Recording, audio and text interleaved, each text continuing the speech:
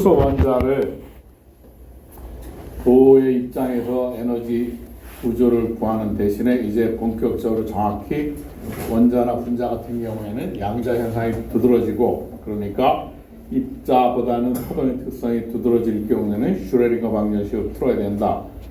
그래서 슈레딩거 방정식이 결국 세워놓고 보면 운동 에너지 텀에 해당하는 오퍼레이터, 포텐셜 에너지에 해당하는 부분을 갖다가 우리가 필요로 하는 모든 정보는 이 웨이브 펑션에 있다서 이거를 푸는 문제로 비교된다고 얘기를 했고, 그래서 그 푸는 방법의 하나로 separation of variable 테크닉을 써가지고 결국은 수소 원자라고 하는 게 부와 같은 대칭성을 가지니까 이 파동 함수는 스페리컬 코오디네이트 시스템을 레프레젠테이션을 써서 하는 게 가장 타당하고, 그리고 세퍼레이션 베어리블 테크닉의 R 세타 파이 함수다. 그리고 풀면 지난 시간에 매그네틱 퀀텀 넘버 M이 하나 나온다고 했고, 그래서 이걸 플러스 하나 나오고, 나머지 이제 각에 해당하는 그 세타에 해당하는 거는 이미 수학자들이 1800년도에 지금 여러분들이 2025년을 살고 있는데 1800년도에 이게 다 해놨단 말이에요. 어소시에이트 르장드라는 사람이, 그러니까 이미 시메트리가 주어지게 되면 그 시메트리를 만족시키는 이와 같이 부와 같은 것을 타당하다. 그럼 그걸 기술하는 데는 르장드라는 사람이 이제 많이 이름이 나올 것이고, 그래서 세타에 해당하는 함수, 그래서 L이라고 하는 것이 앵귤러 모멘텀 퀀텀 넘버고, 그것에 해당하는 방향에 L이 하나 주어진다. 그러면 바깥에 자기장이 주어지게 되면 이제 L이 똑같은, 그러니까 북쪽을 향해서 돌고 있던 놈이나 남쪽을 향하고 돌고 있던 동일한 에너지인데, 이제 요 매그네틱 필드에 해당하는 자기장을 갖다 대면 이제 동일한 그 북쪽으로 도는 거야 남쪽으로 도는 같지 않다. 그래서 그걸 구별해야 되니까 매그네틱 퀀텀 넘버가 생기고, 그래서 그러면 L이 주어지면 제로에서부터 플러스 마이너스 2L 플러스 1이라고 하는 가지수가 생긴다. 그 말이지. 우리 2L 플러스 1 앞에서 이미 얘기했단 말이지. 그리고 이제 이 세타에만, 그리고 후사에 해당하는 이 각에만 의존하는 거를 따로 뽑아내가지고 슈페리컬 하모닉스 Y, L, M이라고 해서 세타 파일을 이걸 슈페리컬 하모닉스라고 그런단 말이지. 그리고 핵으로부터의 전자가 얼마나 멀리 떨어져 있나, 거리에 해당하는 것은 이미 또 마찬가지로 라게르라는 사람이 어소시에이트 라게르 폴리노미얼이라고 이미 RNLR이라고 하면 아까 세우는 슈레딩거 방정식을 스페리컬 코오디네이트에서 풀면 R 디펜던스하고, 여기 R 디펜던스하고 세타 파이 각의 디펜던스가 생기는데, 그러니까 세퍼레이션 오브 베어리블 테크닉으로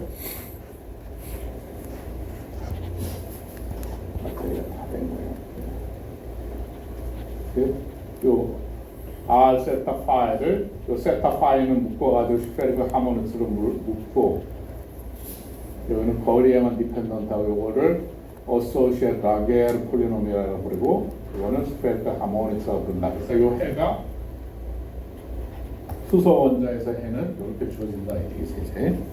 그래서 이제 모든 것에 대한 모르겠다. 그럼 도서관으로 달려가면 요즘엔 도서관에 있는 모든 정보는 기계를 이해시키는 파이썬이나 이걸 써가지고 이제 컴퓨터에 다 집어넣어놨단 말이지. 그러니까 웬만한 스마트폰으로 연결해서 이제 정도는 치면 아마 다 나올 거란 말이에요, 정확하게. 그러니까 이제 도서관에 있는 지식, 그리고 이미 우리가 알고 있는 지식 정도는 마이크로소프트니 구글이라는 사람이 이미 컴퓨터라고 하는 것은 그런 거를 잘 할 수 있으니까 기계를 통해 가지고 도서관에 있는 모든 지식을 이제 컴퓨터에다 집어넣어 놨단 말이지. 그러니까 찾으면 웬만한 건 다 나온 거예요. 그러니까 이제 게을러 가지고 못하는 것까지 선생님이 책임질 수 있는 상황은 아니니까, 스타일이라고 하는 것은 스스로의 사고를 통해 가지고 문제를 잘 이해한 다음에 스스로 찾아가는 것을 가르쳐 주는 것이지, 중고등학교 같이 입을 떡 벌리고 있으면 가공을 잘해가지고 밥 퍼넣어주는 학원이나 학원 가정교사 아니란 말이지. 이제 대학원 와서 스스로가 문제를 셋업을 하고 그거를 찾아가는 여정을 배우고 나가면 이제 졸업할 때쯤이 되는 거예요. 그래서 이제 세상에 존재하는 문제를 자기가 잘 찾아가지고 그 어떤 접근 방법을 통해서 해결하는 능력, 그걸 열심히 서울대학교라는 틀 안에서 배우고 나가는 것이지.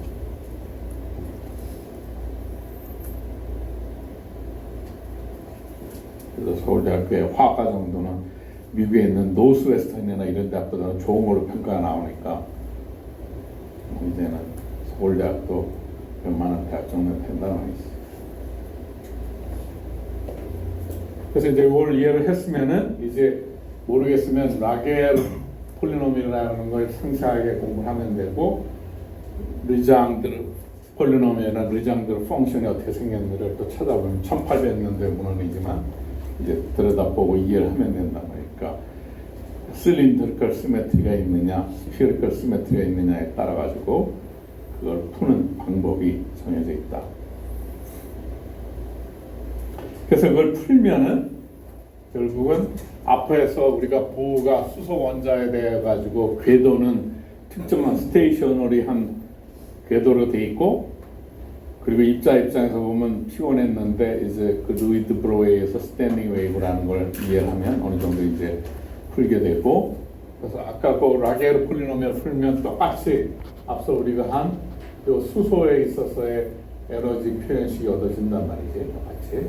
그리고 여기서 n을 이제 프린시플 퀀텀 넘버라고 그러고 n이 주어지면 그에 해당하는 앵귤러 모멘텀이 주어지는 앵귤러 모멘텀 퀀텀 넘버가 되고 그러면 n은 언제까지 갈 수 있느냐? 요 n이 주어지면 0에서부터 n-1까지. 그리고 또 l이 주어지게 되면 앵귤러 모멘텀인데 앵귤러 모멘텀은 어떤 축주기로 도는 모멘텀인데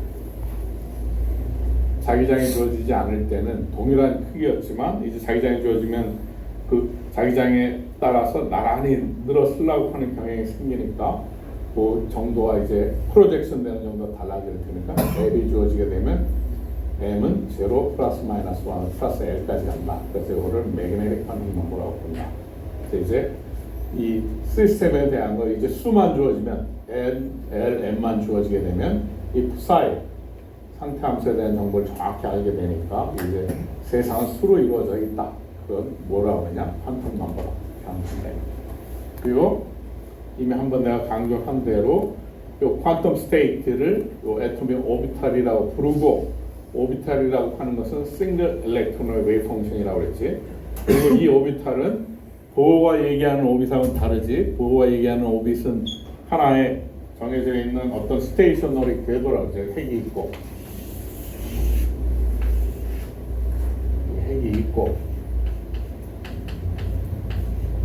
여기 핵이 있고 요 전자가 여기 있다.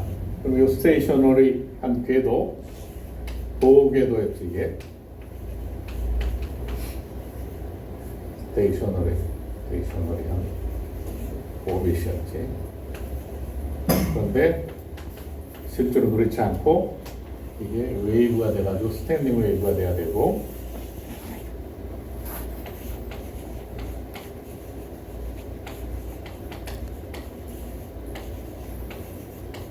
이제 한 발 더 나아가지고 이제 엄밀하게 슈레딩거 방정식을 풀어보니까 이 스탠딩 웨이브라는 게 말하자면 이 구름처럼 퍼져 있는 거 프라바빌리스틱하게 이제 그러면 이제 우리가 원자에 있어서의 이제 그 전자의 모습을 이제 정확히 이해하게 되는 거예요. 이제 슈레딩거가 이제 클라우드지, 그지? 왜냐하면 프라바빌리스틱하니까.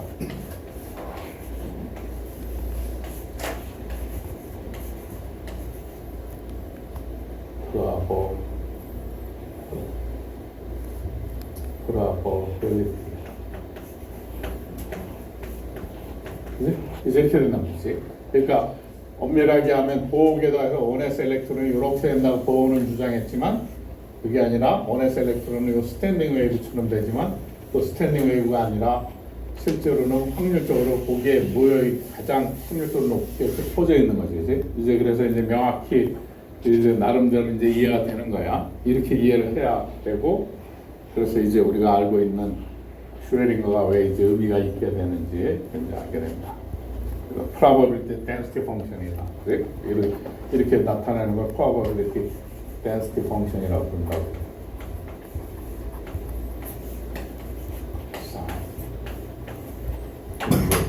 이제 웬만큼 이제 해피하게 된 거야. 이제 비로소 모든 물질은 원자로 이루어져 있고 원자의 전자라고 하는 것은 파동함수로 주어지게 된다. 그 파동함수의 제곱이라는 게 probability density고 거기에 전자를 발견할 확률이다. 이제 여기까지가 이제 우리가 명확히 이제 이해를 해야 되는 나름대로의 이해가 된 것이라고 해요. 지금 probabilistic하게. 그래서 이제 앞으로 우리가 그 파티클 이너 박스에서도 그라운드 스테이트가 있고 그 퀀텀 넘버에 따라 가지고 에너지는 동일하지만 상태가 다른 걸 우리가 디제너럴하다 그랬지. 축퇴돼 있다, 숨어 있다 말이지. 그래서 그 개수 헤아리는 게 결국은 양자 상태수를 헤아리는 것이 결국은 엔트로피하고 관계된다고 얘기했고 요새 와서는 그 인포메이션하고도 관계가 된다. 그래서 셰넌의 엔트로피니 뭐 이런 걸 찾아보면 이제 무슨 말인지 알게 되고, 그래서 에너지는 이제 이 수소 원자의 같은 경우는 디제너럴 하게 돼 있죠. 왜냐하면 앞서 우리가 할 때 LM이 나타나지 않았잖아. 수소에서 이미 양자 상태로 보면 L, M 이렇게 다 승마가도 들어 있었지만 우리가 여기 표현식에 보면 수소 원자 슈레딩거 방정식을 풀어도 여기 어디에 지금 M만 주어져 있지 L, M은 숨어 있단 말이지. 그러니까 그만큼 디제너럴스가 숨어 있는 거지 여기에. 근데 이제 그 수소 원자에도 자기장을 가한다 이렇게 되면 이제 그 앵귤러 모멘텀이 쫙 벌어져서 이제 구별이 되는 거지 외부에서 전기장이나 자기장을 가함에 따라 가지고. 그래서 이제 이 디제너럴스가 이제 쫙 풀어지게 되는 것은 외부에 이제 전기장이나 자기장을 가하게 되면 드러나게 되고 그것이 아닐 때는 오로지 ON에만 디펜던트 한다는 알았고.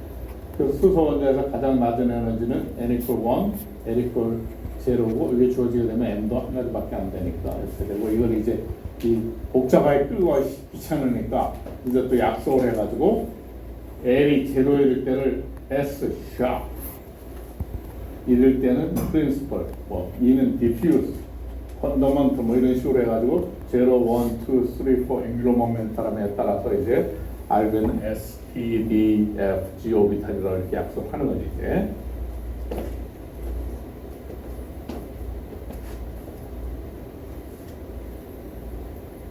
그래서 이제 이거를 숫자를 실으면 S, P, D, F라고 하는 거는 앵귤러 모멘텀 0, 1, 2, 3, 4에 해당한다는 걸 머릿속에 다시 또 이렇게 약속을 했으니까 또 약속도 학문하기로 하면 받아들여야 되는 거라 기억을 해야 되는 거니까. 그러니까 기억력이 필요하다.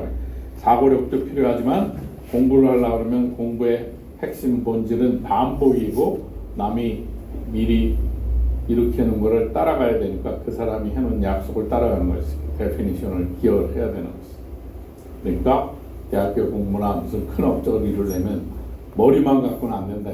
기억력이 있어야 되니까 사고력과 기억력이 있어야 된다. 노력이 있어야 된다. 10년의 노력이 있어야 최소한 자기가 원하는 바를 이룰 수 있다. 하루아침에 이루어지지 않는다.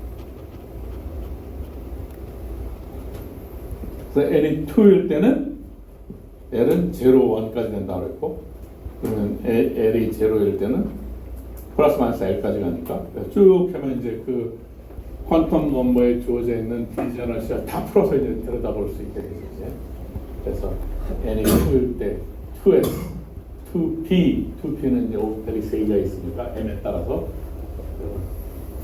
되게 되고 N이 3일 때는 3S, 3P, 3D 그래서 D가 되는 건 M이 이렇게 되니까 5가지 오비탈 존재가 된다. 이걸 기억하면 되고 앵귤러 모멘텀 L이 있으면 앵귤러 모멘텀 어떤 축주의 앵귤러 모멘텀이라고 하는 것은 어떤 축주의 회전을 얘기하는데 그 축주의로의 프로젝션 그 컴포넌트 LG 그게 LG가 M이 되는 거야.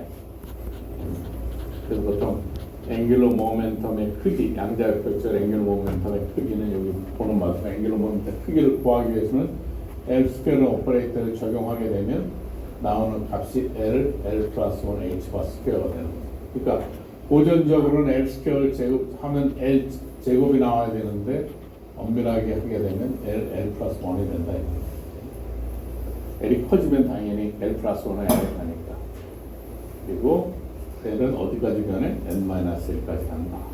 LG는 N, 이거 메인 퀀텀 넘버고 앵귤러 모멘텀의 크기는 H바라고 그랬으니까 단위가 그래서 마이너스 L, 12 플러스 1가 되겠다. 그래서 이게 앵귤러 모멘텀이 주어지게 되면 이거 또 핵심 키로 알고 있어야 됩니다. 그래서 이제 수소 원자를 우리가 잘 이해하게 되면 여기서 쓰이는 기호를 사용해서 이제 매니 엘렉트론 애톰에 대한 것을 이제 기술하게 되게 된다.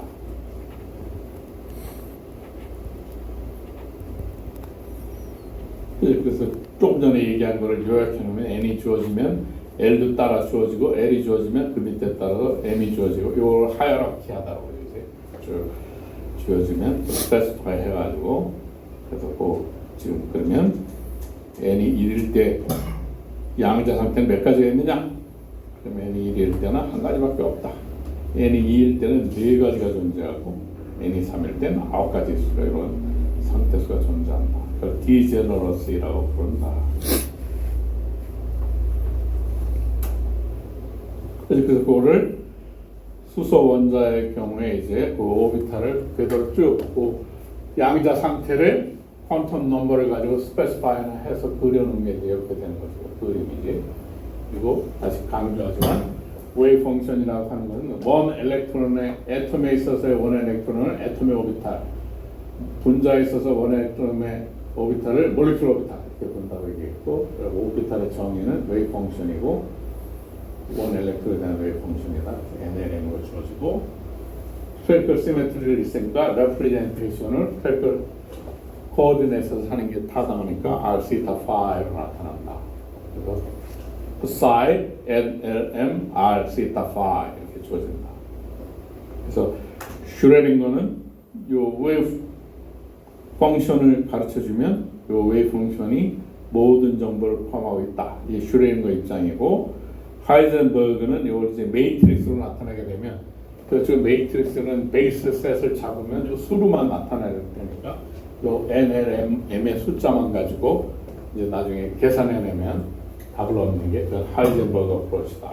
하이젠버그의 어프로치가 훨씬 더 많이 쓰이는 것이 매트릭스로 바꾸면은 매트릭스를 갖다가 다이어널라이즈 하는 것이 그 오퍼레이터가 가질 수 있는 캐릭터리스틱 밸류를 알아내는 거니까, 그게 컴퓨터를 써가지고 매트릭스 다이어널라이즈 하는 거는 알고리즘이 다 짜져 있단 말이지. 단지 어려울 뿐이지. 200 200 매트릭스를 구하라. 그럼 시간이 엄청 걸리겠지. 무지무지 오래 걸린다. 그래서 그 하는 테크닉으로 뭐 블락 다이어널라이즈 한다든지 뭐 다양한 방법을 써가지고 하는 이제 어프로치가 이제 있을 뿐이고, 그건 매트릭스 하면 매트릭스 레프레젠테이션 하면 매트릭스를 풀어라. 그럼 이건 다이어널라이즈 해라. 그 다이어널에 있는 값이 결국 캐릭터리스틱 밸류가 되는 거니까, 캐릭터리스틱 밸류 또는 우리가 배운 대로 아이젠 밸류 시스템에 갖는 에너지. 이거는 하이젠버그 어프로치다. 실제로 저런 식으로 해서 푸는 거는 컴퓨터 써서 요즘은 푸는 거니까.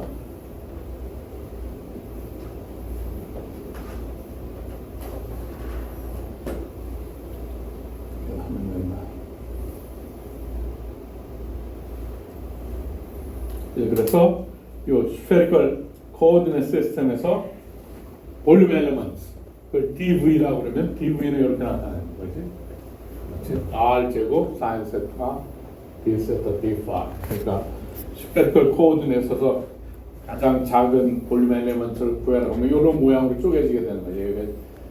지축에서 기울어진 정도를 세타라고 얘기하고, 지축에 대해서 돌아가는 앵글을 에지무스 앵글 파이라고 한다고 그랬으니까, 그지?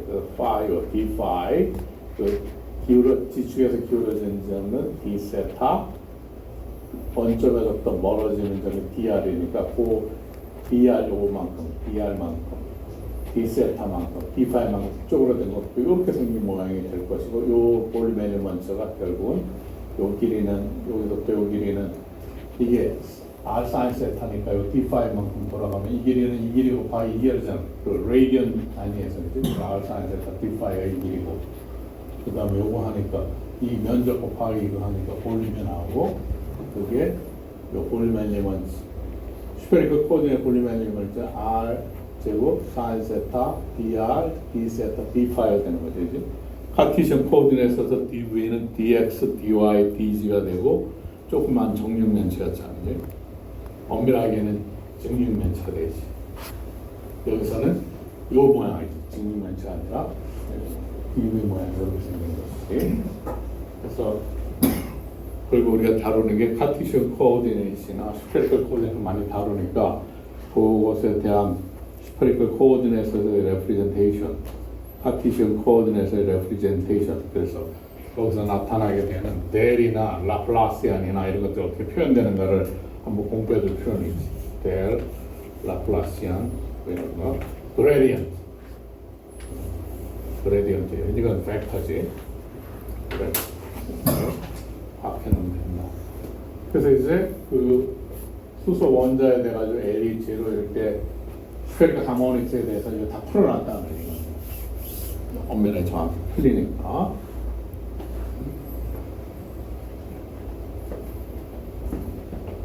풀어놨다.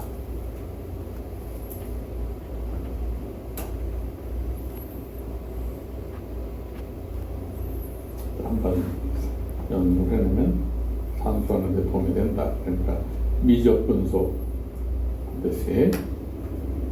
그럼 이제 구체적으로 이제 쭉 해보면 우리가 S 오비탈이라고 하는 거는 L이 0일 때를 얘기하는 거지. 여기 1S면 프린시플 퀀텀 넘버가 N이 1일 때고 2S면 N이 2일 때고 그러니까 S 오비탈은 L에 대한 값으로 나타나니까 다양하게 할 수 있지. S 오비탈은 L이 0일 때 그래서 스페리컬 하모닉스로 이렇게 나타난다고 그러고 L이 0면 당연히 N은 1일 밖에 한 가지밖에 없을 것이고 이렇게 되고 YS는 4, 5, P이고 그러니까 이렇게 되니까 스페리컬 하모닉스는 세타파에 의존하지 않는 컨스턴트지. 그러니까 항상 그 모양인 것이다. 금방 알수 있는 것이다. 그래서 이제 그거를 플러스를 쭉 해놓은 것이 이 그래프고 그래서 S 오비탈에 따라 가지고 요거는 레디얼 소셜 러겔이고 레디얼 펑션에 대한 것이고 그래서 R 제곱을 곱하니까 R이 0일 때가 있으니까 0이 떨어지게 되는 거죠. 그래서 이건 이제 로드 라인이 되고 들여다보면 여기 하나니까 로드 라인이 돼서 여기가 노드가 되고 한 개, 두 개 1S, 2S, 3S에 쭉 됨에 따라 가지고 여기 0이 되는 웨이브 펑션이 0이 되는 점이 나타나게 되어 있습니다. 그게 1S 오비탈인지 2S 오비탈인지 3S 오비탈인지 금방 알게 되고 겉으로만 드러나 있으니까 그렇지만 이 안에 들여다보면 0이 되는 환이 존재하는 거지. 이 안에 들여다보면 그렇게 되는 이걸 탁 잘라서 보면 안에 모양이 되겠다.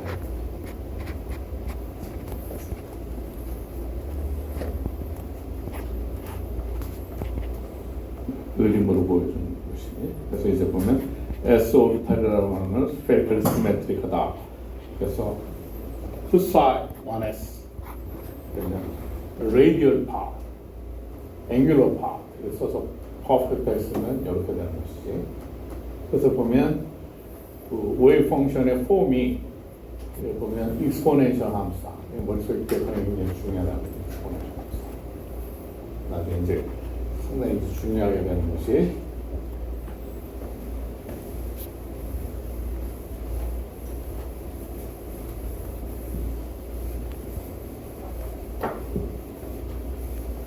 우리가 하모닉 오슬레이터를 풀었을 때 하모닉 오슬레이터를 풀었을 때는 웨이브 펑션이 무슨 폼이냐면 가우시엄 타입이었지. 가우시엄 펑션이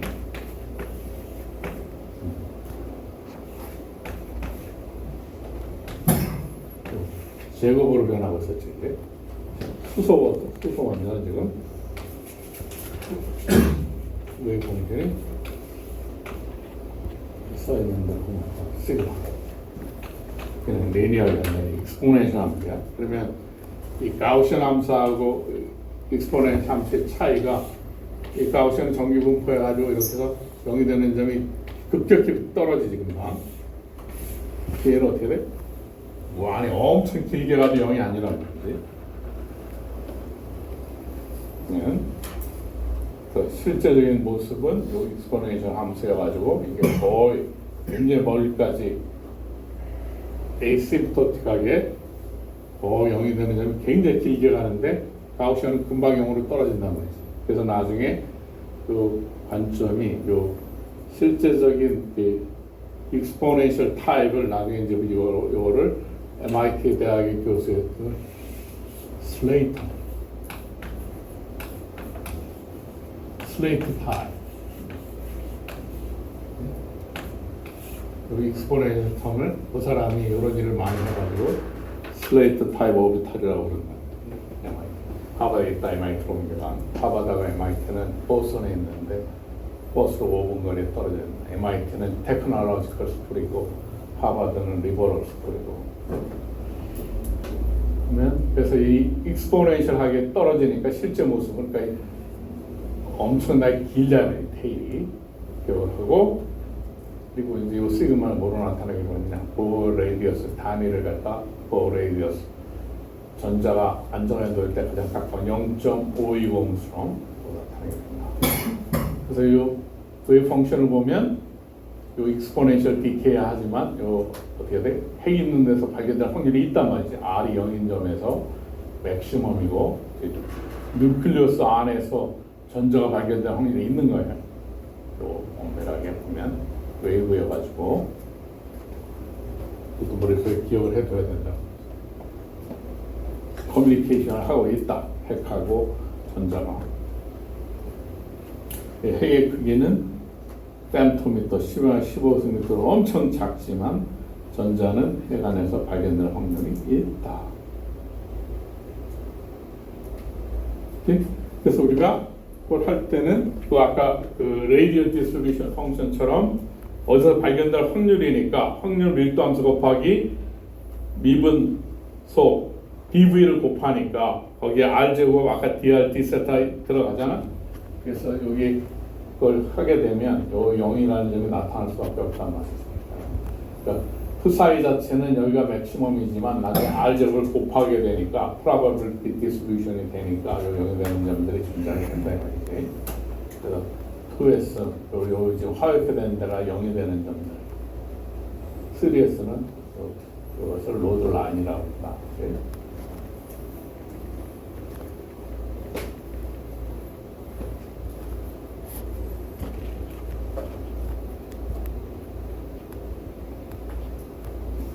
그래서 결국은 radial distribution function이라고 하는 걸 define 해가지고 원점에서부터 거리를 걸어 나감에 따라 가지고 1m 걸어 나갔을 때, 2m 걸어 나가, 3m 걸어 나갔을 때 전자를 발견한 확률, 분포, 이걸 radial distribution function이라고 그런다.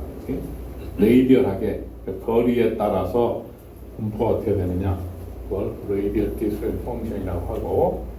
R이 R 플러스 DR이 됐을 때, 이 나머지는 이제 스페리컬 하모니스가 되니까 나중에 적고 나오면 입체가 4파이니까, 그래서 여기 그런 것들을 나중에 2파에 나가고, 그래서 이제 4파에 나오게 될 텐데, 또는 하면 2가 나오고, 앵글에 대해서 세타에 대한 하면 여기 2고, 뭐 한 바퀴 돌면 2파인데, 그래서 입체가 4파이죠, 그지? 그래서 9의 솔리드 스테이트 앵글이 얼마냐? 그러면 4파이 레디언이란 말이지. 그래서 결국은 요 S 오비탈은 스페리컬 시메트리가 있으니까 세타 파이 디펜던스가 없다 그랬잖아요. 이거는 그러니까 4파이로 떨어져 나온다. 나머지 결국 R 디펜던, 중심에서부터 얼마나 거리가 뭐냐에 따라 가지고 아까 확률 밀도가 달라졌잖아. 그거를 그려놨습니다. 그래서 요 4파이 R죠, 사이즈 스퀘어. 그래서 이거를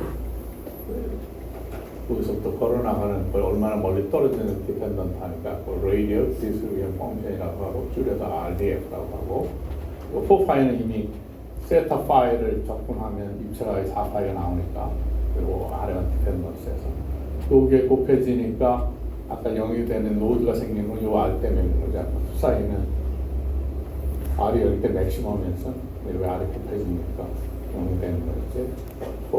보너스 오비탈의 레이디얼 디스트리뷰션 펑션은 이렇게 주어졌고 적분하면 그래서 발견할 확률이 렐리티브 맥시멈이 되는 게 더 레이디어스일 때다. 그래서 결국 원에서 오비탈에서 전자를 발견할 확률이 거의 제일 높으니까 거기가 퍼져서 그렇게 있다 이 말이지. 그래서 레이디얼 디스트리뷰션 펑션이 맥시멈 된 값이 어디냐. 그래서 전자가 발견된 확률이 우리가 알고 있는 이미 알고 있는 대로 보어 레이디어스일 때 가장 안전한 수소 원자에서 전자가 발견 확률이 가장 높은 데가 보어 레이디어스 0.510좀 떨어진 데라고 우리가 알고 있는 이유가 그래서 이제 기억을 해보면 알죠 곱해져 있으면 영어로 떨어진다는 얘기입니다. 그러면 된다는 얘기가 우리가 1s 오비탈이 2s 오비탈의 모양을 3s 오비탈 그래서 아까 그 그려진 그림이 다시 앞으로 가보면 이 그림이 그려진 게 하나 둘 셋 그려진 게 그래서 그렇다. 이렇게 그래서 이제 1s, 2s 트로피가 어떻게 되는지 기억을 해야 된다.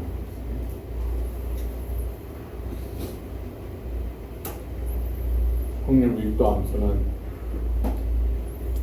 뉴클리스 안에서 맥시멈이 되지만 발견할 확률은 뭐 R제곱 곱해지는 바람에 0이야.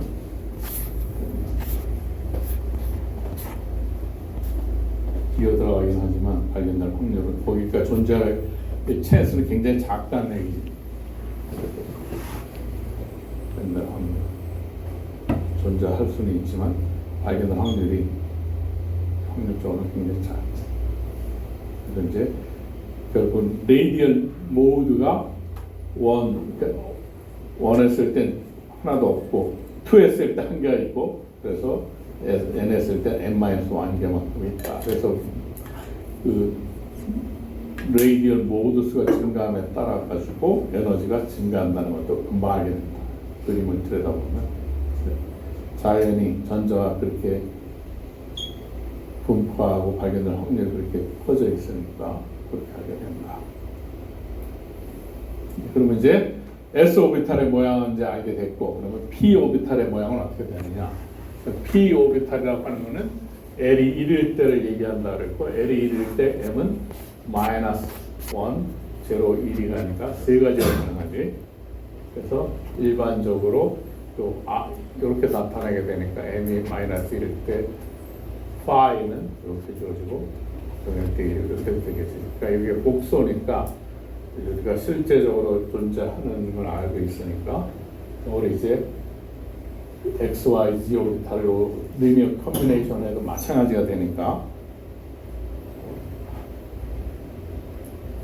그 원리 때문에 리니어 에너지가 바뀌지 않는다는 리니어 오퍼레이터에 있어서 리니어 컴비네이션을 하더라도 그러니까 우리가 자연에 존재한다는 걸 알고 있으니까 그 표현에 맞게 또 두 개를 리니어 컴비네이션을 해가지고 우리가 PX, PY, PZ 오비탈 만들어.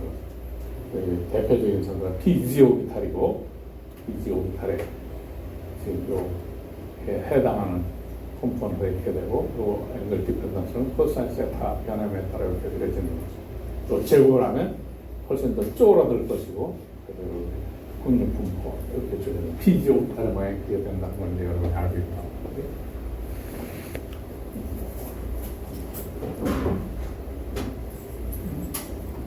PZ 오비탈 되고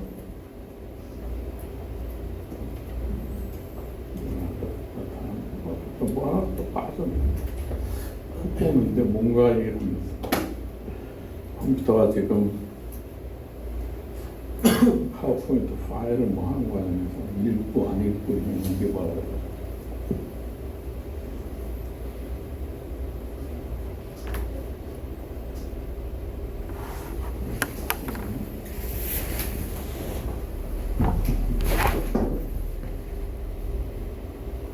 여기를 여기서 여기 쪽으로 이쪽으로 먼저 할까?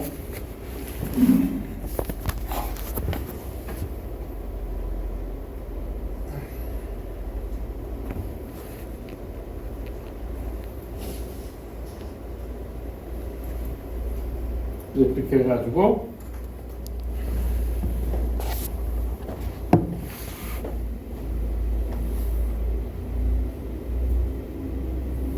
이제 보면 그래서 아까 PG 오비탈은 그렇게 만들고 PX 오비탈은 그 노멀라이즈 하는 것 때문에 루트 2분의 1이 들어가니까 확률 밀도함수의 확률이 1로 만드니까 그래서 PX는 루트 2분의 1에 P1, P1 마이너스 이렇게 리니어 컨비네이션에도 마찬가지가 되니까 PX는 이렇게 만들어진 것이고 PY는 루트 2분의 1 마이너스 I 그 I라고 하는 건 허수야 이제 복소 평면에서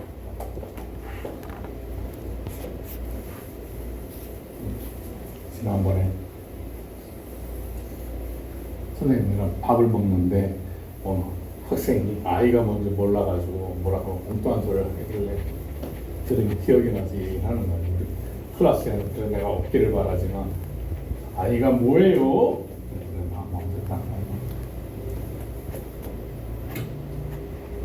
아이라고 하는 거는 복소 평면에서 90도 차이가 나면 위상이 허수일 때 이미지너리 넘버 이쪽을 플러스 I 이쪽은 마이너스 I 이쪽으로 하는 걸 1, 2, 3, 4 이쪽에는 리얼 파트를 리얼 파트 이쪽은 이미지너리 파트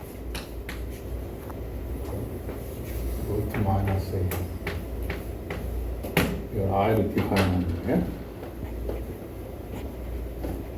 그래서 우리가 시누스 함수를 나타내는데 exponential I 세타 파이 플러스 마이너스 I지 코사인 세타 플러스 마이너스 I 사인 세타 이렇게 한다고 했지. 이걸 모르겠으면 이거 모두 플러스 마이너스 I 이 벡터리얼 분의 플러스 마이너스 I 세타에 이 벡터리얼 분의 플러스 마이너스 I 세타 2승 이렇게 해서 쭉 테일러 익스펜션을 하면 테일러 익스펜션에서 해서 제곱해서 모으면 그래서 제곱하면 I 제곱 마이너스 1이 나오고 그래서 이걸 해가지고 하면 모으게 되면 짝스텀, 폴스텀을 모으면 사인, 코사인에 대한 테일러 익스펜션이 돼가지고 벌어진다. 그러니까 이렇게 주어지게 되고 그러면 이제 앞서 아까 P0는 T지고 그리고 아까 다 그리면 그렇게 되고 그 대신 이제 이 위상이 있으니까 위상 그러니까 또 양자역학의 특징이 페이스라고 하는 게 굉장히 중요해요. 앰플리튜드도 있고 웨이브의 특징이 앰플리튜드 앤 페이스 그치? 웨이브의 특징이 이 파동함수니까 이 페이스 그래서 in phase, out of phase에 대해 따라 가지고 destructive, constructive interference 해가지고 패턴이 생기지, 그지? 그래서 페이스가 굉장히 중요하다. 페이스 정리가. 그러니까 입자에서는 뚱땡이가 그냥 걸어가는 정도만 중요했지만 그 뚱땡이가 그 안에서도 어디가 그래도 허리가 날씬하고 하는 그 페이스가 중요하단 말이에요. 양자역학에서는 그게 웨이브스 말이에요. 그러니까 입자 입장에서는 앰플리튜드만 있다고 생각할 수 있지만 양자역학 입장에서는 저 페이스가 있어가지고 변한다는 거죠. 앰플리튜드가 어느 상황에 오락내리락 하고 있다는 걸 아니까. 그래서 결국 요 웨이브 펑션이 음이냐 양이냐 중요하지.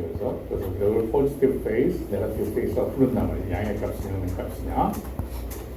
요 Pg는 아까 코사인에서 이걸 플랫한 게 아까 여기 R형 모양이 된다는 얘기했어요. PX, PY를 그리면 이제 같이 해서 요 포지티브 네거티브를 그리면 우리가 잘 알고 있는 요 Y축에 이쪽이 플러스 마이너스 플러스 포지티브 디렉션 플러스 마이너스고 X축은 요 플러스 X로 갈 때 플러스 마이너스고 이렇게 된다는 거지. X가 X, Y, Z. 아까 S 오비틀의 모양을 기억하는 것처럼 X, Y, Z에 대한 페이스에 대한 정하는 거죠. 그래서 플러스 끼리는 컨스트럭티브하게 되는 거지. 그 플러스 마이너스는 없어지는 것이지. 됐고, 그래서 다시 이제 앞으로 가보면 이제 여기가 아까 S 오비탈에 대한 거였고 PG 오비탈이었고 다시 아까 1S, 2S, 3S 때는 그렇게 표현되는 식이었고 또 이제 이렇게 되는 이유가 좀 전에 한 T0 플러스 마이너스가 동일하게 이 매스매티컬하게 디제너레이트 펑션이 수학적으로 왜 그렇게 할 수가 있는가 우리가 지금 PX, PY, PG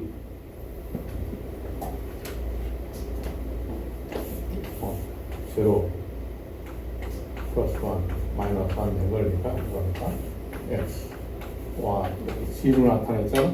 이렇게 되는 근거가 여기 지금 파동함수와 이거 디제너레이트하다. 파동함수가 에너지가 같다. 그렇지만 상태는 다른 거지. 그러면 요 리니어 컴비네이션 이렇게 하는 걸 리니어 컴비네이션이라고 하고 이 합은 그 서메이션은 수학적 기호로 이렇게 하는 걸 간단하게 나타내면 이렇게 나타납니다. 그래서 이걸 해보면 요 각각의 함수에 대해서 이걸 하면 에너지가 이렇게 되니까 디제너를 하다고 그랬으니까 이 양자 상태는 다르다고 에너지는 같다는 게 디제너의 정의였지, 그지? 그렇게 되니까 이제 마찬가지로 여기에 대해서 합에 대해 리니어 콤비네이션 한 거에 대해서도 적용하면 적용이 되잖아.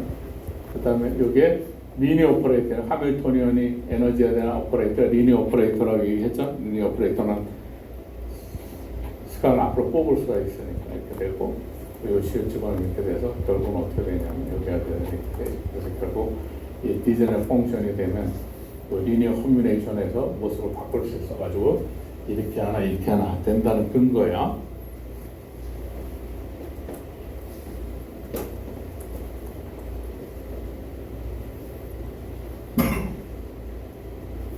그래서 여기다 만들면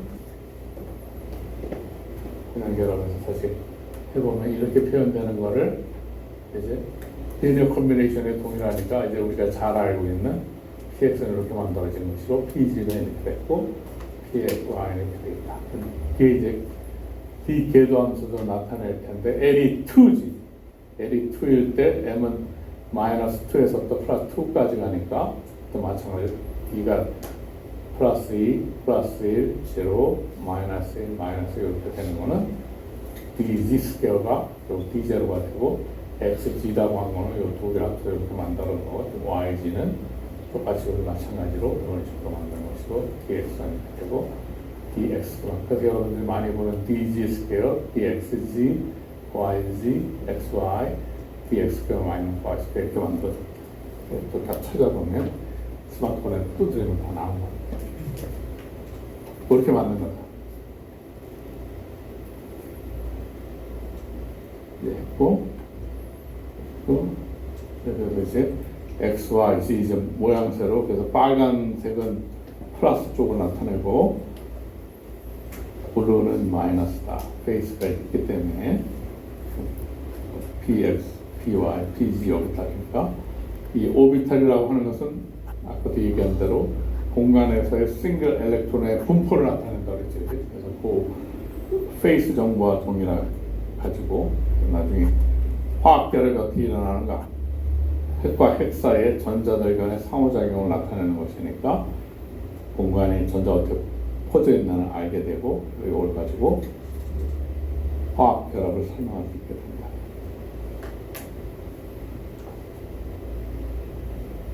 그래서 루이스 다테스 다이어그램에서 엘렉트론을 점을 찍어가지고 했었던 이유도 이렇게 로컬라이즈 관점에서 공간적으로 무한히 퍼져 있는 게 아니라 어디까지 딱 끊어가지고 이렇게 퍼져져 있다. 좀 전에 얘기한 대로 이 오비탈은 컴플렉스로 이렇게 나타내니까 리니어 콤비네이션을 해가지고 dxy, dxg, yg, dx-y 스퀘어, dg 스퀘어로 나타내게 되고 그림으로 이렇게 나타낸다. 그래서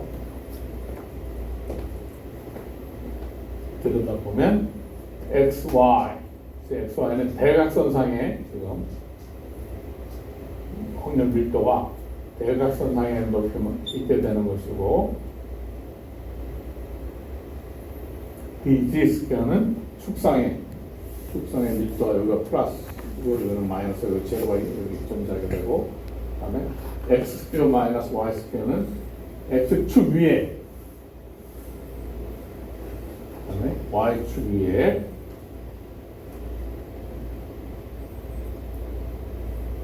xy, yz, xg는 축의 대각선상에 확률을 일단 놓고 뭐야 축상에 있는 게 아니라 머릿속에다 잘 기억해야 됩니다. 그래서 한면 잘라서 딱 보여주는 것이 이렇게 생긴 걸 하나 보여주는 것이고, 또 나중에 중요하게 되는 거는 그 리간드 필드 시어리니 크리스탈 필드 시어리, 그러니까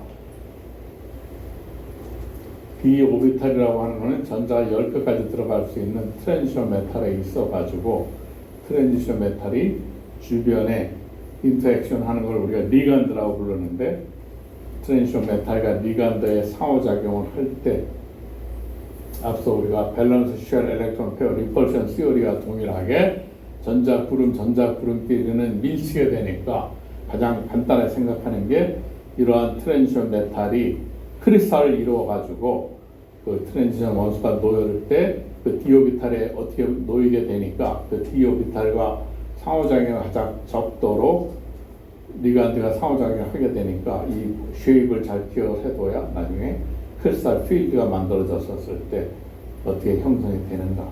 그리고 리간드 필드라고 하는 거는, 크리스탈 필드는 리간드가 그냥 점 차지처럼 간단하게 생각하는 건데, 리간드 필드라고 하는 거는 켈트의 해리 그레이 이런 사람이 들여다보면 리간드라는 게 점이 아니라 실제로 모양이 있지, 그지?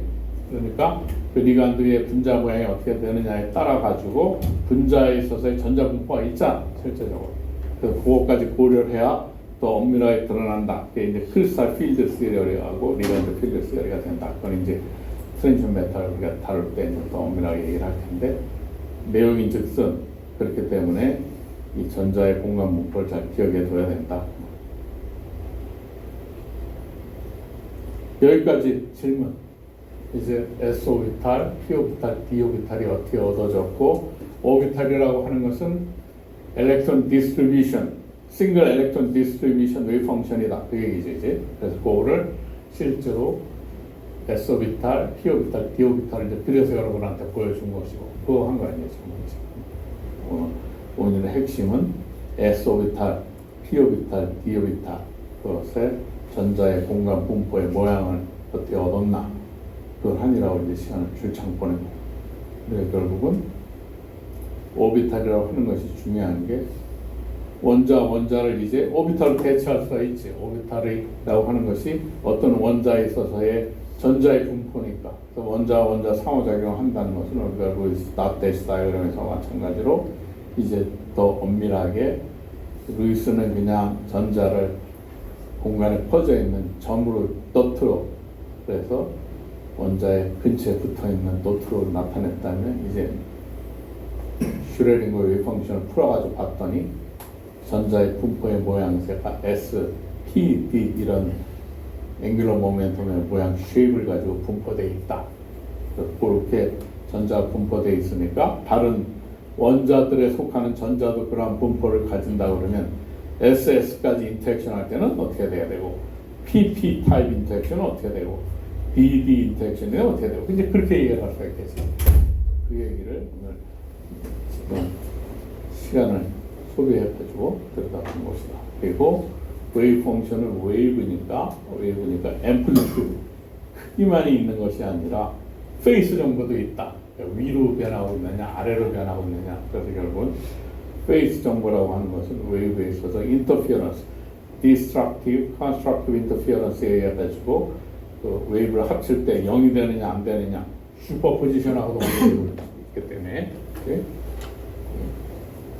페이스니까 슈퍼포지션, 근처.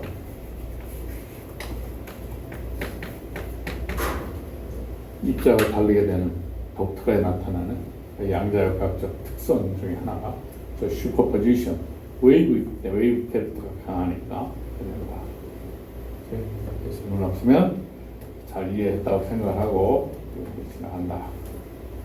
그리고 이렇게 전자라고 하는 것은 우리가 웨이브라는 것도 알고 있고 실제로 존재하잖아, 그지? 그러니까 그 수학적으로는 호스 존재하지 않지만 아까 말한 대로 상태라고 하는 것은 리니어 컨비네이션에서 에너지가 달라지는 건 아니니까 실제로 전자가 존재한다는 걸 알고 있고, 그러니까 리니어 컨비네이션을 해서 x, y, z, dx, dy 뭐 이런 식의 기호부터 모양을 바꿀 수 있는 근거도 된다. 그래서 f 오비탈도 그렇게 해보면 굉장히 훨씬 더 d 오비탈보다 훨씬 더 로컬라이즈 있지. 그러니까 요즘 와서 하는 그 란타나이드니 중국하고 미국하고 전쟁 붙고 하고 하는 것들로 이제 또 f 오비탈 엘리먼트들에 대한 정보를 정확히 또 잘 알아야. 이게 왜 중요하냐면 저거는 자석 뭐 이런 거 만드는데 엄청 중요하거든요. 여러분들 스마트폰에 들어가는 자석 뭐 이런 것들, 컴퓨터 이런 데 많이 중요한데, 이게 또 불행하게도 이 란타나이드 계통 물질은 또 지구상에 골고루 퍼져 있으면 좋은데 특정한 지역에 편제되어 있단 말이지.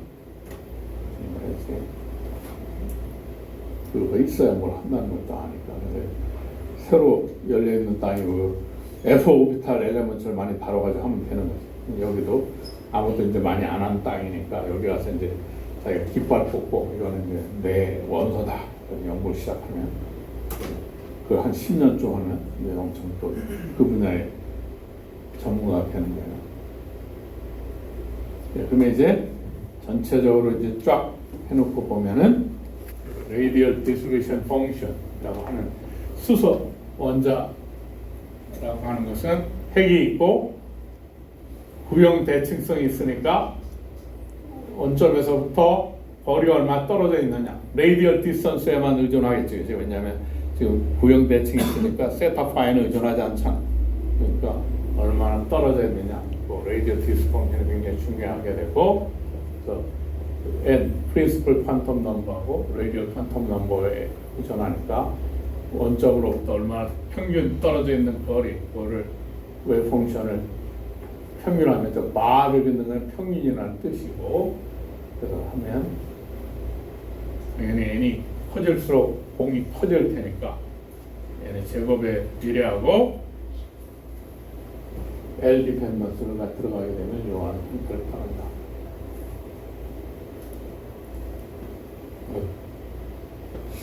2p 오비탈하고 2s 오비탈의 에버리지 해서 보면은 2s 오비탈보다는 2p 오비탈이 훨씬 더 뉴클리어스에는 더 가까이 들어가 있다.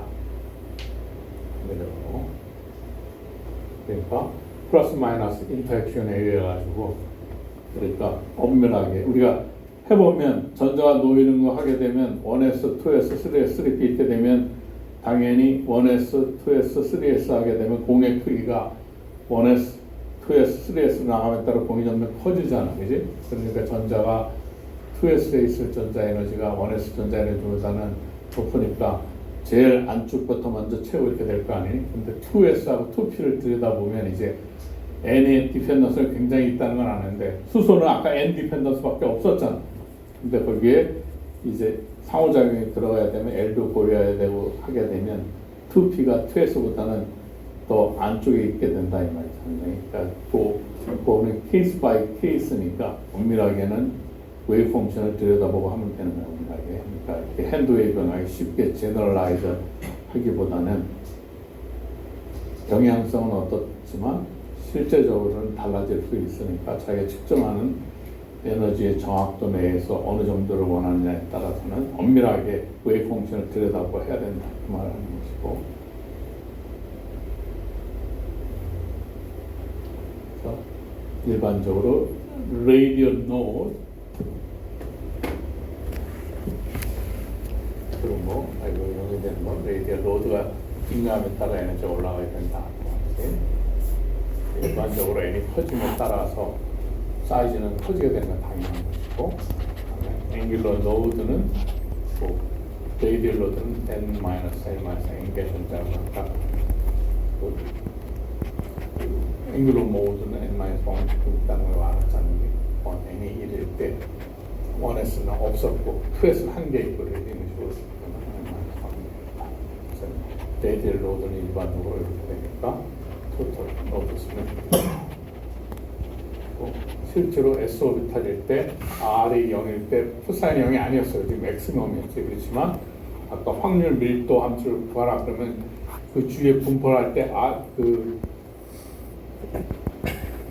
부분 dv가 R 제곱 사인 세타 dr d 세타 d 파이 이렇게 되니까 실제적으로 코사인이 0이 아니더라도 약간 0이 되는 거였지. 뭐 R 제곱이 앞에 곱해지는 바람에 보호방법만 하지 않는.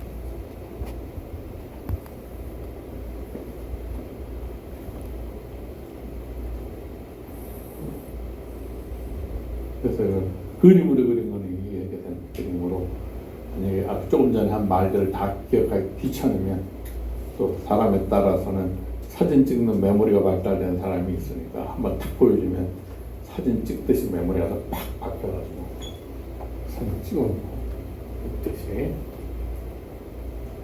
알적을 곱해진 거에 이런 된다고 그랬죠. 하나 있고 두 개 건너나간다. 오늘 3S의 모양은 이렇게 생겼고 3P는 이렇게 3D는 이렇다. 3D는 N이 3이고 L이 2이며 모양새를 공간에 있어서의 전자 분포가 어떻게 됩니다.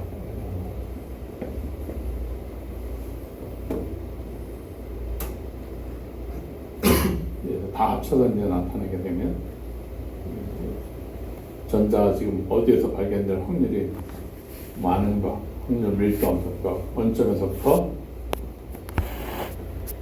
그 원점에서부터 쭉 밀려나가면 따라가지고 발견할 확률. 그래서 A0는 보호 레이디어스니까 보호 레이디어스 바로 여기 보호 레이디어스 여기 바로 보호 레이디어스 되는 거고 쭉 보면은 이 글체로 발견될 확률이 가장 높은 전 제곱을 하면 그 확률입니다.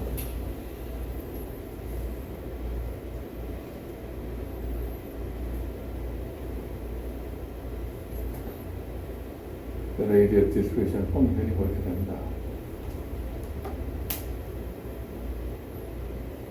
그러니까 쭉 하여튼 n이 커짐에 따라 가지고 공이 커진다.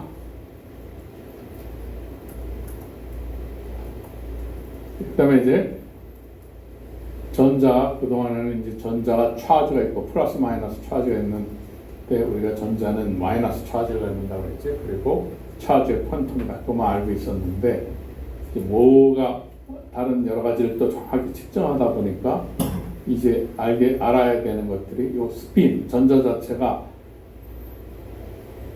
먼저 핵주의를 보호가 주장할 때처럼 핵이 있었고 전자를 때가 이렇게 도는 걸 오비탈 앵귤러 모멘텀이라고 그랬지. 주위로 원자 핵주위로 도니까. 근데 그게 아니라 이 전자가 지구가 도는 것처럼 이렇게 자기 스스로 돈다. 자기 자전하는 것처럼. 실제로 그렇진 않아.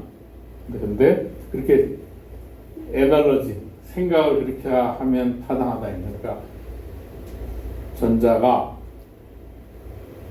마이너스 차지를 띄고 핵주위를 이렇게 오비탈 앵귤러 모멘텀을 가지고 이렇게 돌지만 또 자체적으로 지구에 자전하는 것처럼 전자가 스스로가 이렇게 돈다. 도는 것처럼 그렇게 생각할 수도 있다. 그거를 스핀이라고 부른다.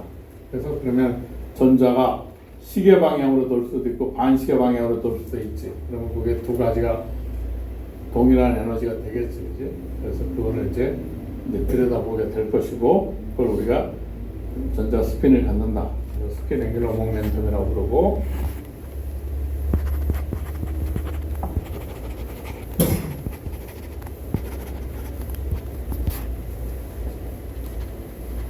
그걸 설명하지 않으면 다른 또 굉장히 정확하게 측정한 실험 설명을 할 수가 없게 되니까 이제 그 얘기를 하게 되고, 그러니까 그게 굉장히 중요한 또 성질을 이해하게 되니까 결국 로벨 성질 나중에 받게 되는 거지. 차는 마이너스 끼고 있고 스핀 앵귤러 모멘텀.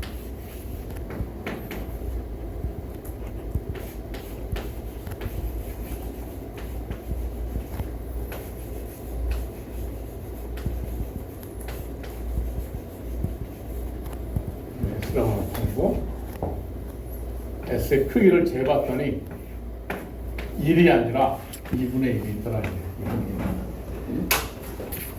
그러니까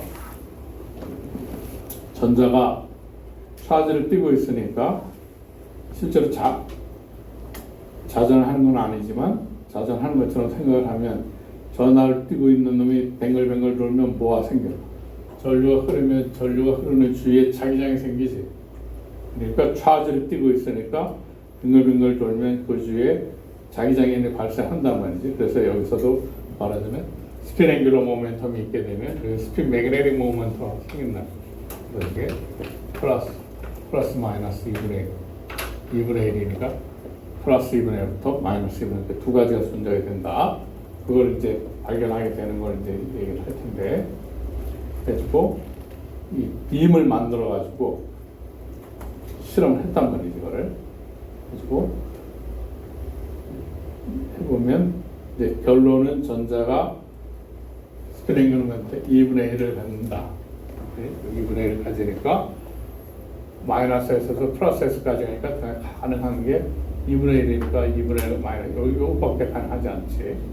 여기 L이 2면 마이너스 L부터 플러스 L까지 가는 것처럼 여기 써 있는 대로 클래시컬 카운터파트는 없고 순전히 상대론적 효과 때문에 나타나는 것이고 슈레딩거 방정식을 우리가 풀 때는 지금 앞서 우리가 아는 운동 에너지 플러스 위치 에너지, 운동 에너지를 2분의 n분의 p의 제곱으로 이렇게 나타냈죠, 그지? 그런 근사에서는 우리가 그거를 또 난 렐러티비스틱 슈레딩거 방정식으로 풀어.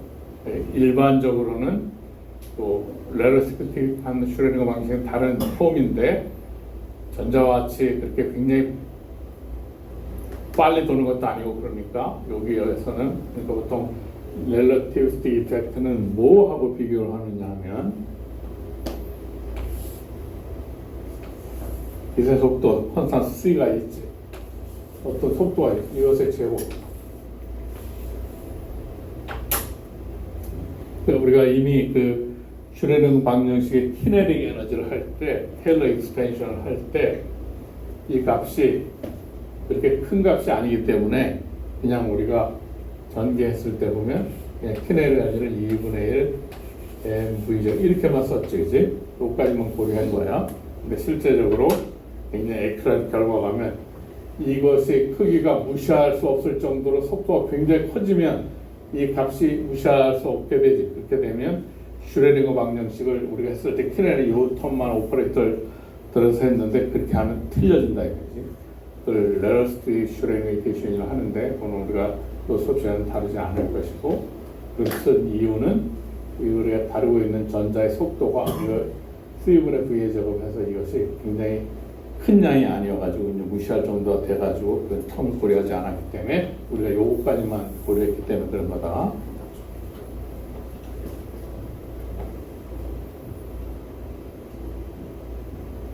이제 구체적으로 이제 이 실험을 하면 실제적으로는 그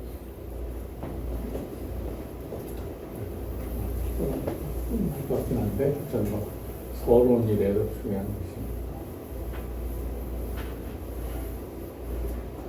실제로는 여기서는 수소 원자 하이드로전 빔을 가지고 얘기했지만 실제로 그렇지 않고 실버 애톰을 가지고 실버 와이어를 만들어 가지고 실버 와이어 을이 띄우는 실버 와이어를 꼬아 가지고 달궈 가지고 열을 가하면 진공성에서 그러니까 이 당시의 실험은 스턴 게러 스턴이라는 사람은 UC 버클리 대학에서 조교를 하다가 이 사람도 노벨상을 받았는데 스턴 게러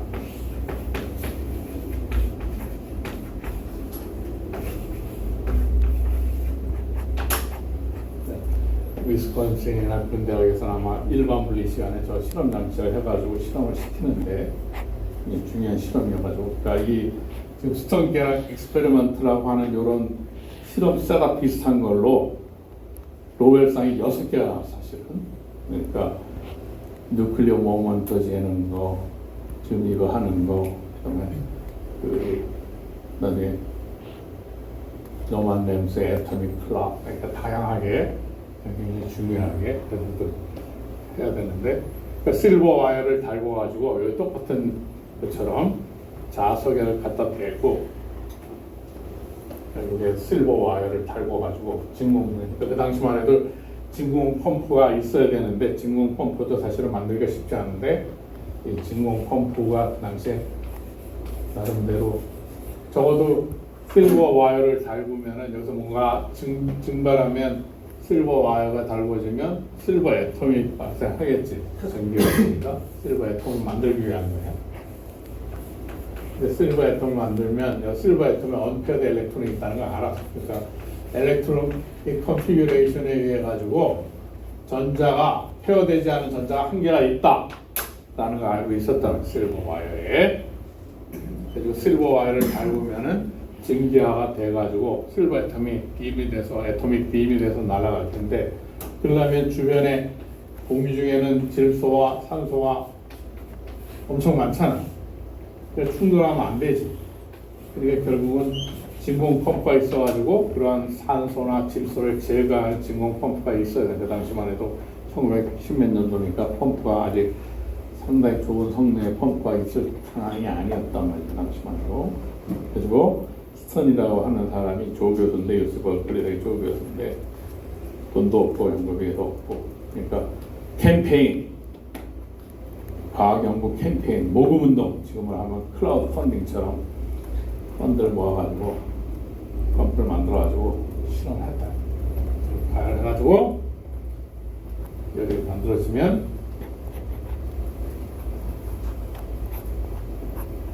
가열해가지고 보면 이 지금 여기 수소야. 수소가 아니라 여기에 실버 애톰이 증기가 이제 만들어져가지고 가열하면 꽉 이렇게 달궈준 다음에 증기가 된 다음에 진공중으로 실버 애톰이 이 구멍을 통과할 수 있는 실버만 쫙 지나가지. 근데 여기 보면 이거 뼈 쪽하고 이거 하니까 이쪽이 매그네틱 필드 라인이 촘촘하고 이쪽은 엉성하니까 이쪽으로 갈수록 위로 갈수록 자기장의 세기가 강하고 밑으로 갈수록 자기장의 세기가 약하지. 필드 라인이 많을수록 필드가 세다는 얘기니까. 그래서 이 사람이 이제 기대하기를 실버 애톰이 지나가가지고 여기는 자기장이 세고 여기 자기장이 약하니까 아까 그 전자가 자전을 하게 되면 자기장이 생긴다 그랬잖아. 조그만 자석이 여기 지금 큰 자석을 걸어놨으니까 작은 자석이 큰 자석인데 가서 딱 달라붙을 거 아니야, 그지? 왜냐하면 여기는 자기장이 세고 자기장이 약하니까. 그러니까 지금 자기장이 세고 약하고가 지금 플러스 마이너스 두 방향이 있으니까 지금 자석이 이렇게 쓰는 놈이 있고 이렇게 쓰는 놈이 아무것도 없을 때는 동일하지. 크기가, 그지? 크기가 동일할 때는 외부에 큰 자석을 갖다 댈 때 이 큰 자석은 세기를 이 크기로 나타내잖아, 이 길이로. 그럼 큰 자석을 들이대면 이놈이 이렇게 나란히 쓰는 게 에너지가 안 나니까 이놈이 들어가서 착 달라붙고 이놈은 뭘 밀치니까 약한 데를 쫓아서 갈 거란 말이지. 그렇게 될 거라고 기대를 한단 말이야, 이게. 자석이니까. 그 얘기가 여기가 이쪽 위로 갈수록 자기장이 세고 자기장이 약한 거야. 그러니까 여기 하면 빔이 쫙 여기처럼 두 갈래로 쫙 벌어지는 이유가 이제 그렇게 해서 벌어질 거라고 생각을 했어. 그리고 실험을 했어.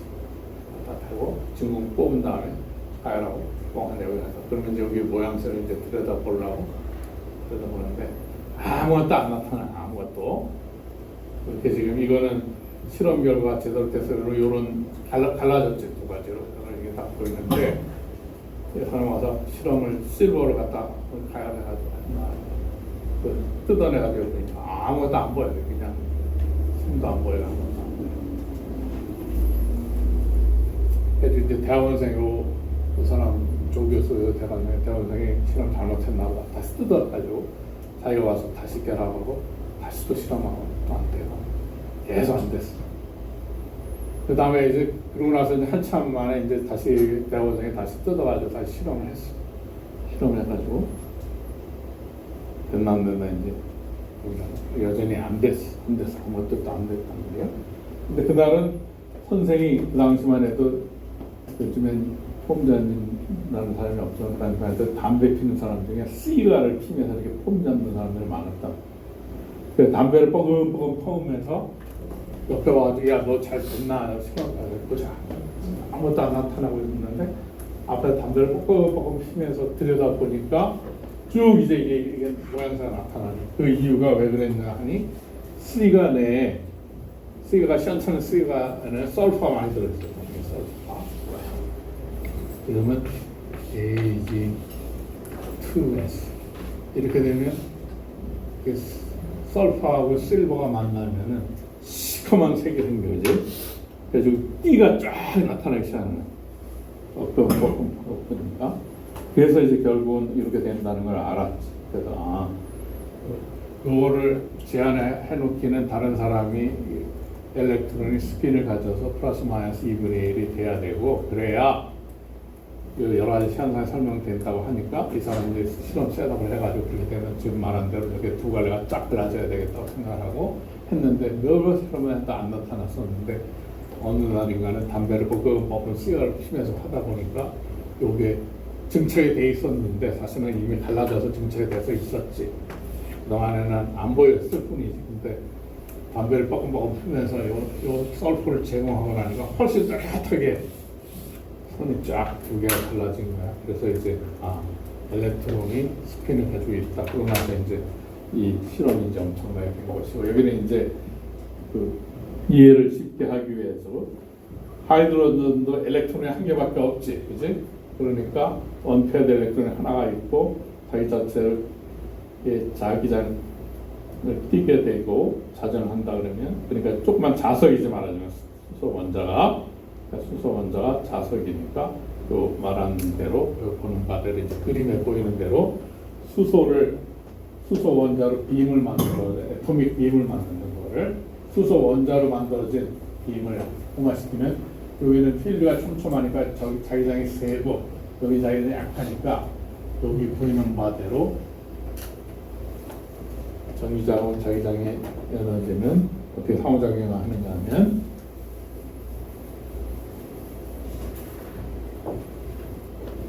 인터랙션 에너지는 그 마이너스 매그네틱 모먼트가 있으니까 매그네틱 모먼트 우리가 이거 다이폴 모먼트랑 헷갈리니까 매그네틱 모먼트를 M으로 쓰자. M 매그네틱 모먼트가 있고 곱하기 자기장 있어요.